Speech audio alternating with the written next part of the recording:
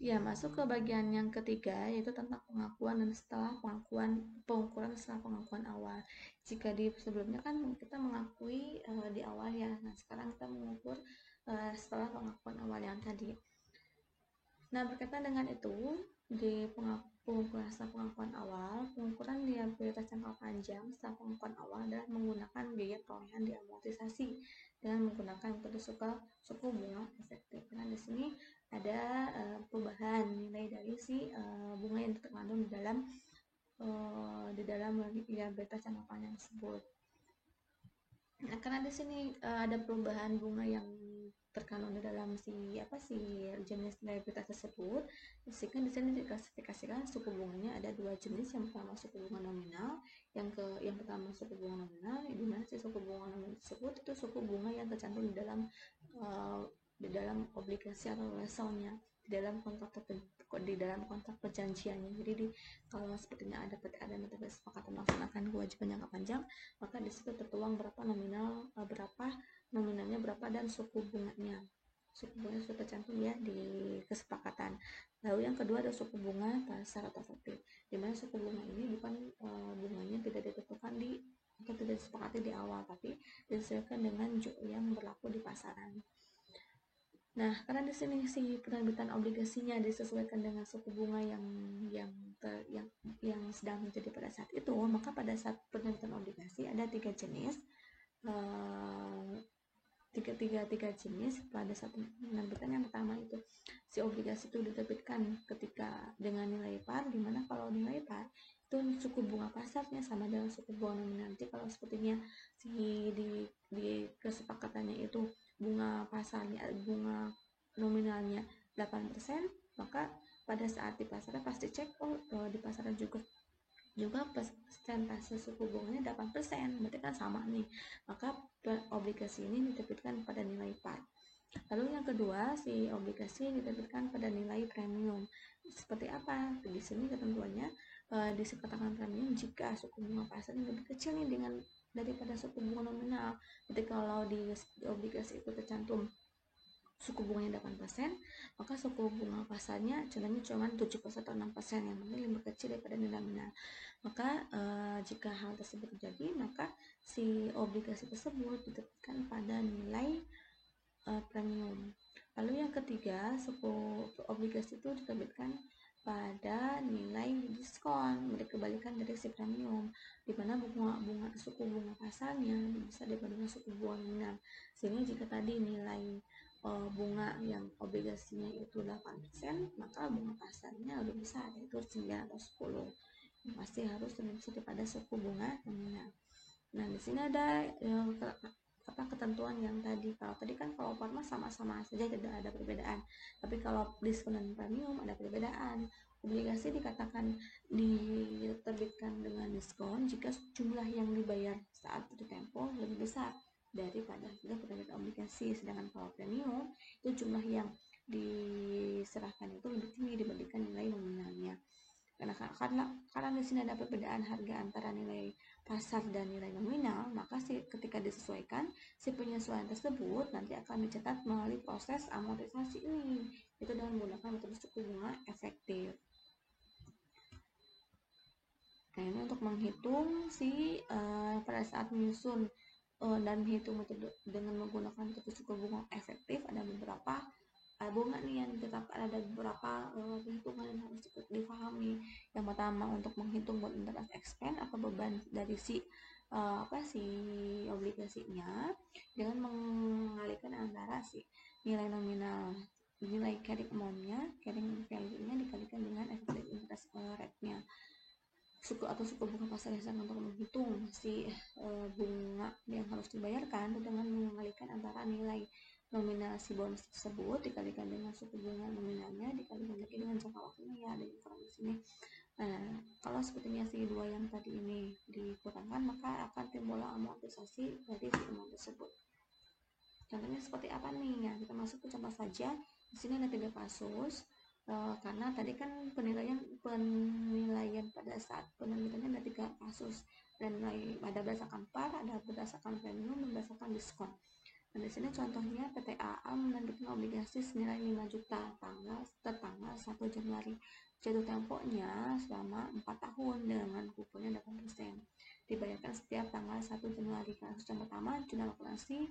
Buatlah jurnal akuntansi jika suku bunga pasarnya 8%. Nah, kita lihat nih berapa suku bunga si kuponnya, berapa suku bunga nominal si obligasinya. Karena suku bunga obligasinya 8%, pas dicek itu suku bunga pasarnya juga sama 8%, maka obligasi yang diterbitkan pada kasus 1 itu masuknya ke dalam penerbitan yang pada nilai par, karena nilai bunga pasar dan nilai bunga nominalnya sama. Penyelesaiannya bagaimana? Nah, untuk yang kasus yang pertama, nah karena di sini jangka waktunya itu berapa? 4 tahun, jadi kan si bunganya itu akan dibayarkan setiap tanggal 1 Januari. Berarti si bunga setiap tahunnya si bunga tersebut akan dibayarkan setiap tanggal 1. Di sini ada tanggal 1 Januari 2012. Pada saat diterbitkan, nah bunga belum muncul karena kan baru diterbitkan, belum langsung. Lalu tahun 2013 sudah berlangsung setahun, maka dari tahun 2012 sampai 2013 sudah berlangsung setahun, otomatis bunga dari obligasi tersebut harus diakuikan, maka si bunga tersebut akan dibayarkan tanggal 1 Januari 2013 dan dibayarkan oleh si yang punya hutang. Lalu tahun 2014 juga sama, ada pembayaran hutang, 2015 sama, dan 16 juga sama. Nah, ini berapa? 400.000 dari mana? Dari yang tadi, perhitungan yang tadi, dimana untuk menghitung bunga yang harus dibayarkan itu jumlah nominal obligasinya berapa dikalikan suku bunganya berapa dikalikan jangka waktunya. Nah, karena di sini suku bunga karena di sini nilai obligasinya 5 juta, maka 5 juta dikalikan dengan 8%, nilai nominalnya dikalikan dengan jangka waktu, yaitu 12/12. Kenapa 12 bulan? Karena di sini jangka waktu pelunasannya itu 1 kali ya, selama 12 bulan sekali. Sehingga di sini jurnal, maaf, sebelum itu ada perhitungannya nih, benar nggak sih kalau sepertinya suku bunga pasarnya 8% dan nominalnya 8% itu menghasilkan nilai yang sama? Maksudnya gimana? Di sini kan tahun 2012 kita menerbitkan obligasi nilainya 5 juta. Nah, si 5 juta itu akan kita bayarkan, akan kita lunasi di 5 tahun ke depan. Ketika di tahun 2016 5 juta tahun 2012, itu di tahun 2016 juga harus menyelesaikan dengan jumlah yang sama 5 juta. Sedangkan yang kita ketahui bahwa nilai uang itu kan pasti berubah, tidak akan sama. Nah, sekarang kita harus menghitung benar nggak sih si 5 juta di tahun 2016 itu dengan suku bunga pasar yang 8%, di tahun 2012 juga sama 5 juta. Maka kita untuk memastikan bisa dihitung dengan menggunakan perhitungan yang ini. Nah, sebelum kita menjurnal, kita harus menghitung si present value dari si 5 jutanya. Karena kan 5 juta di tahun ke-5 itu seharusnya berubah dong. Karena di sini suku bunga pasarnya sama, kita cek ya untuk menghitung present value nilai nominalnya, ini kita ada menggunakan rumus, yaitu 5 juta dikalikan 1/1 ditambah ini ya itu bunga dipangkatkan n nya itu jangka waktu, berarti si n-nya itu 4 tahun. Maka di sini tinggal dikalikan, nanti maka menghasilkan angka 3.675.129. Lalu yang pembayaran kuponnya itu ada 400.000 dikalikan ini itu dikurangi 1 tambah 0,08 pangkat negatif n untuk 4 tahun dibagi 0,08 itu cukup bunga pasarnya, dapatlah angka 1.334.551, sehingga dihasilkan present value obligasinya 5 juta. Ini yang yang 400.000 diperoleh dari yang tadi ya, nilai nominal obligasi 5 juta dikalikan bunga obligasinya 8% dikalikan jangka waktunya 12 dapatlah 400.000. Sehingga di sini jurnal pada saat penerbitan obligasi dengan nilai par itu di debitnya pada saat penerbitan ada penambahan kas, di kreditnya ada hutang obligasi, nilainya sesuai dengan jumlah obligasinya 5 juta. Lalu pada saat bulan Desember itu kan ada penyesuaian karena di setiap akhir periode si perusahaan akan memudahkan keuangan. Nah, jika bunganya itu belum dibayarkan, kenapa belum dibayarkan? Karena di sini kan bunga akan dibayarkan pada tanggal 1 Januari, sedangkan penyesuaian dilaksanakan tanggal 31 Januari, 31 Desember tahun sebelumnya. Jadi di sini tanggal 31 Desember harus ada penyesuaian dulu atas bunga selama setahun. Jadi 1 Januari sampai 12 sampai 31 Januari. Maka karena di sini sudah berlangsung sama tahun, di debitnya ada beban bunga, di kreditnya ada hutang bunga karena belum dibayarkan. Jumlahnya 400.000. Tapi kalau untuk 1 Januari itu karena si bunganya sudah diserahkan per tanggal 1 Januari, otomatis hutang bunga yang tadi bertambah di kredit harus dihilangkan karena dibayarnya di tanggal 1 sehingga di kreditnya ada pembayaran berupa kas, jumlahnya 400.000. Nah, ini kalau obligasinya menggunakan yang premium. Kalau premium kan tadi ke ini ya, kalau yang berdasarkan ketentuan yang tadi itu kalau premium jika suku bunga pasarnya lebih kecil dibandingkan suku bunga nominalnya. Karena suku bunga nominal obligasi 8% bisa dicek lagi di soalnya, sedangkan suku bunga pasarnya 6%, maka ini sifatnya premium. Kita cek nih benar nggak sih kalau berapa. Nah, untuk melihat berapa sih tahun 2012, jika tahun 2012 akan jumlah obligasinya 5 juta dengan suku bunga 8%, berapa nilai obligasi di tahun kelima, tahun 2016 dengan suku bunga yang hanya 6%. Otomatis kemungkinan jumlah nilai obligasinya akan lebih kecil dibandingkan tahun sekarang karena suku bunganya lebih kecil. Nah, untuk menghitung berapa present value dari obligasi di tahun kelima, tahun keempat, itu kita menghitung dengan rumus yang tadi sama. Maka kita harus menghitung present value dari nominalnya berapa dan present value dari si kuponnya berapa. Nah, berapa untuk present value nilai nominalnya? Kita akan menggunakan yang 5 juta dulu ya. Karena nilai nominal obligasinya 5 juta, maka 5 juta dikalikan dengan si pembagian ini, 1 dibagi 1 tambah I itu bunga, karena bunga pasarnya 6%. Ini bunga pasarnya 6%, maka 0,06, maka NN itu 4 tahun, jangka waktunya 4 tahun, maka diperolehlah nilai nominalnya 3.960.468. Kalau bunga kuponnya berapa? Bunganya sama kayak tadinya 400.000 dari obligasi 5 juta dikalikan bunga si obligasinya 8% dikalikan jangka waktu 12 ke 12. Diperolehlah dengan rumus yang ini dimasukkan si I-nya itu 0,06, bunga pasarnya, jangka waktunya negatif 4 tahun, negatif 4. Sehingga diperolehlah present value si kuponnya 1.386.042. Sehingga diperoleh present value dari obligasinya jumlahnya 5.346.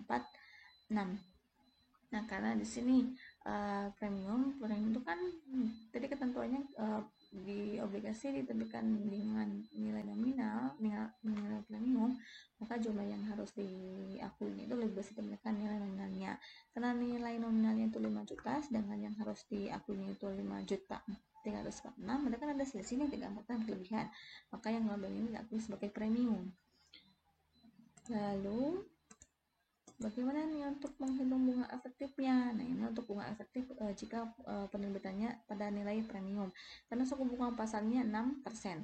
Nah, untuk menghitung menggunakan metode suku bunga efektif, ada kolom-kolom yang harus diisi, ada kolom tanggal, ada kolom bunga yang dibayar, kolom beban bunga, ada premium di amortisasi, dan nilai buku obligasi.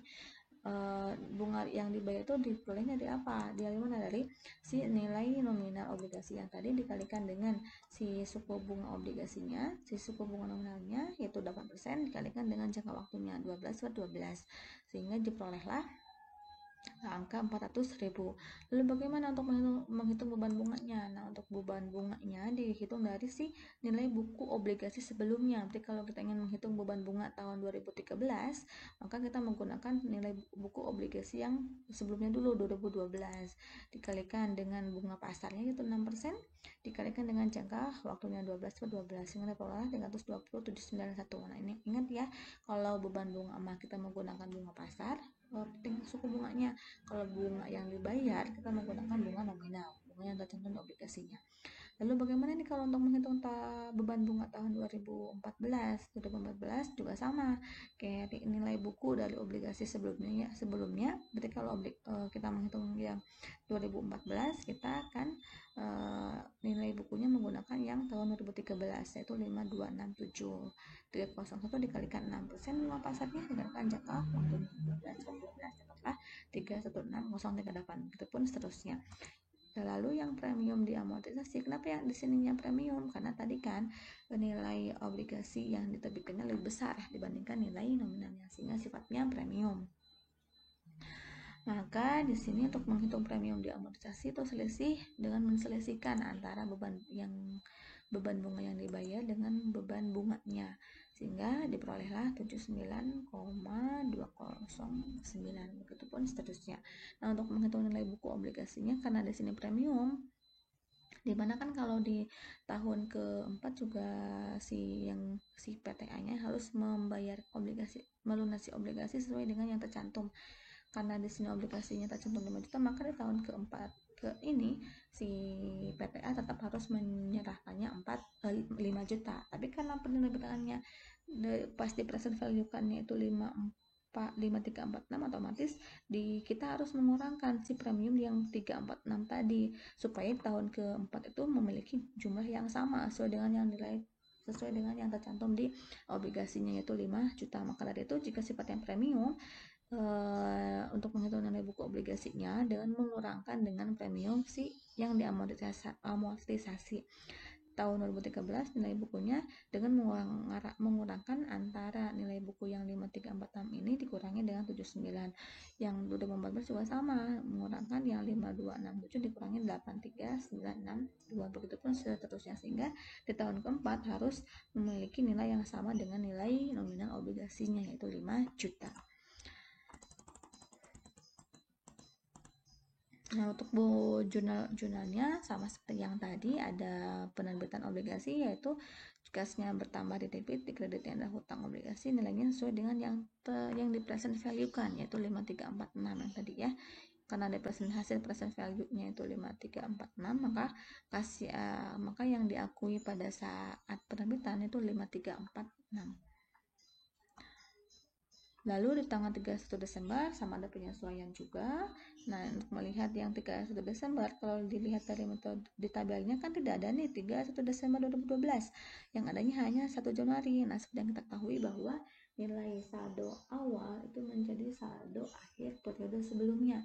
Sehingga saldo yang tahun awal 2013 sama juga dengan saldo akhir tahun 2012. Maka kita untuk menyesuaikan tahun 2012, kita gunakan yang awal Januari 2013 yang ini ya.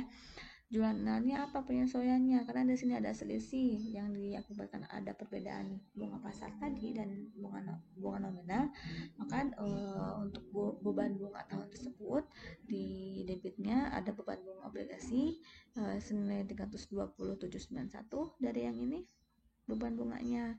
Lalu di debitnya juga masih ada hutang obligasi 79207 dari premium yang diamortisasi yang ini. Lalu di kreditnya ada hutang bunga obligasi jumlahnya 400.000. Kenapa masih hutang nih? Karena kan di sini beban bunga yang dibayar kan harusnya kas dong. Lihat lagi nih si bunga tersebut akan dibayar setiap tanggal 1. Berarti kalau tanggal 1 per tanggal 31 Desember belum ada pembayaran bunga, maka masih diakui sebagai hutang bunga obligasi jumlahnya 400.000. Nah, barulah di tanggal 1 Januari ada pembayaran bunga, debitnya hutang bunga obligasi, di kreditnya ada pembayaran kas. Ya, lanjut ya. Tadi kan tanggal 1 Januari di debitnya ada penerimaan kas, di kredit ada hutang sesuai dengan nilai present value obligasinya 5346. Lalu tanggal 31 Desember ada penyesuaian bunga karena bunganya belum dibayar di bulan Desember, maka timbul hutang bunga. Dan tanggal 1 Januari pada saat dibayarkan ada pembayaran bunga. Lalu kita asumsikan di sini si obligasi akan dilunasi tepat di tahun keempat, yaitu tanggal 1 Januari 2016. Sehingga untuk jurnal pada saat pelunasan obligasinya di debitnya hutang bunga obligasi yang 400.000 atas yang bulan Desember penyesuaian TA Lalu di depan juga ada utang obligasi karena sudah dilunasi 5 juta, dan di kreditnya ada kas 5.400.000. Lalu di sini ada soal obligasi dengan penilaian diskon, di mana suku bunga pasarnya lebih besar dibandingkan suku bunga nominalnya dengan kupon semi anuali. Nah, kalau ada keterangan semi anuali ada menandakan bahwa si obligasi tersebut bunganya dibayarkan setiap semester, berarti setahun 2 kali. Maka dari itu selama tahun 2012 sampai 2016 ada pembayarannya itu di tengah-tengahnya, itu bulan Juli itu ada pembayaran bunga juga. Kalau tadi kan cuma setahun sekali ya, kalau sekarang setahun 2 kali, sehingga selama satu tahun ini ada 2 kali, yaitu 200.000 di 1 Juli dan 200.000 di 1 Januari. 200.000 nya dari mana? Dari si nilai nominal bunga tadi, nilai nominal obligasi 5 juta dikalikan bunga obligasinya 8% dikalikan dengan jangka waktu pembayaran bunganya, karena dibayar 6 bulan sekali maka 6/12 diperolehlah jumlahnya 200.000. Lalu sampai tahun 2016. Lalu di sini nah di sini karena ada pembayaran bunganya 2 kali setahun, maka N-nya itu 4 kali dikalikan dengan 2 dan I-nya juga dibagi dengan 2. Maka dari itu untuk menghitung present value dari si obligasi di tahun keempat, itu tetap kita harus menghitung present value nominalnya, yaitu 5 juta dikalikan rumus yang tadi 1 dibagi 1 tambah I-nya, karena di sini ke 0,5 bunga pasar ya, bunga pasar karena bunga pasarnya itu 10% dan dibayarkan yang semi anuali, jadi dibagi 2 karena 2 kali pembayaran dapatlah 5%. Dan jangka waktunya pun tadinya 4 tahun, karena dibayarkannya 2 kali setahun maka dikalikan dengan 2, jadi N-nya itu yang digunakannya berarti 8, sehingga diperolehlah present value nominalnya itu 3.384.197. Lalu juga harus menghitung present value si kuponnya atau bunganya, dibayarkan setiap semester kan 200.000 dari perhitungan yang tadi. Dikalikan dengan rumusnya 1 dikurangi 1 tambah I-nya itu 0,05 dari 10% dibagi 2 pangkat N-nya itu 8 dibagi ininya tuh bunga, nilainya 1.292.000, jumlahkan dapatlah 4.676.000. Nah ini kan nilai obligasi yang diterbitkannya lebih kecil dibandingkan nilai nominalnya, maka masuklah ke penilaian diskon, sehingga pada saat pembuatan misalnya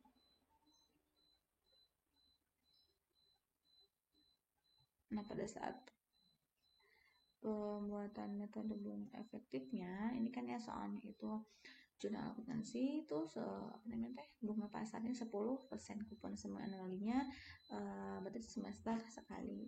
Maka untuk membuat tabel metode bunga efektifnya sama seperti yang tadi, namun kalau yang tadi kan setahun sekali ya, kalau yang ini tanggalnya itu ada dua kali dalam setahun, yaitu tanggal 1 Januari dan 1 Juli, karena kan bunga dibayarkannya setiap tanggal tersebut. Nah, berapa bunga yang dibayarkannya? Untuk menghitung bunga yang dibayarkan itu dengan mengalihkan nilai nominal obligasinya 5 juta dikalikan bunga obligasinya 8% dikalikan jangka waktunya 6/12, dapatlah 200.000. Kalau untuk menghitung beban bunganya juga sama seperti yang tadi ya. Nilai buku dari si obligasi sebelumnya itu 4676 dikali dengan bunga pasarnya yaitu 10% dikalikan dengan jangka waktunya itu 6/12, dapatlah 233,842. Nah, untuk menghitung diskon amortisasinya dengan mengurangkan bunga yang dibayar dikurangi beban bunga. Nah, untuk jurnal yang diperlukannya sama seperti yang tadi, jurnal penerbitan yaitu kita mengakui sesuai dengan present value obligasinya yaitu 4676. Di tanggal 1 Juli ada penerimaan bunga, langsung saja beban bunga kita lihat nih tanggal 1 Juli 2012, ketikanya ini ya 1 Juli 2012 yang kolom ini bunga yang dibayarkannya 200.000, berarti di kreditnya ada cash 200.000, tapi beban bunga obligasinya berapa? 233.842. Nah, ini diskon amortisasinya itu 233.842.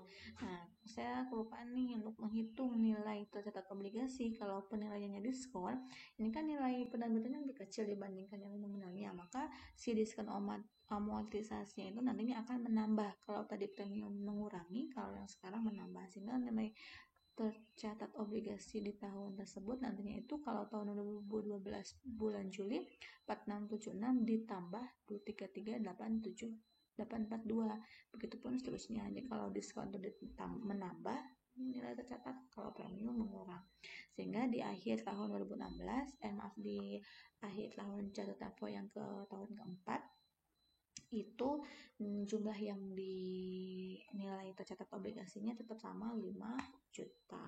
Itu ya perbedaan premium dan diskon. Nah, maka dari itu untuk jurnal si pembayaran bunganya yang diskon amortisasinya itu yang 3 itu yang tadinya di debit kalau premium, kalau diskon jadi di kredit. Ini jurnal penyesuaian juga sama ke beban bunga di debit, kreditnya hutang bunga, di hutang obligasi, dan adanya hutang bunga obligasi. Kenapa beda? Karena kalau Juli langsung dibayar, kalau Desember belum dibayar karena dibayarnya per bulan Januari. Lalu juga sama ya kayak yang tadi, tanggal 1 Januari 2016 ini asumsinya bahwa si obligasi sudah jatuh tempo. Maka pada saat pelunasannya di debitnya hutang bunga obligasinya 200.000 atas penyesuaian Desember. Lalu ada hutang obligasinya 5 juta karena dilunasi, dan di kreditnya ada pembayaran kas, membayar nominal obligasi plus bunganya. Nah, di sini kalau obligasinya dijual di antara tanggal pembayaran bunga pada kelas ketiga,